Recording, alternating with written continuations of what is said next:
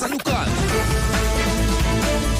O karon sa detalye sa atong mga balita, dinhi sa ato, ihimakak ni OIC Rone Makiling sa probe ang pasangil sa viral nga video labot sa vendor nga si Alan Parcolito, 46 anyo, street dweller, way permanenteng address kinsa mo'y bungkag ang purol og nakita ang Tamanidoy atos pagdakop pantog sa Manalili, syudad sa Subo.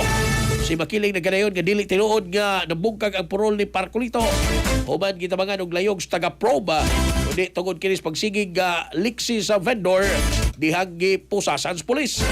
Gidugang usab ni Makiling nga gipapusasan nilang Parcolito o si Parcolito tungod kay hubog kini og agresibo.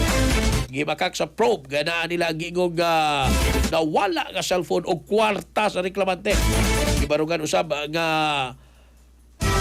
ang probe dili violente ang ilang mga sakop o gani inibaharan usahay sa mga nadakpan.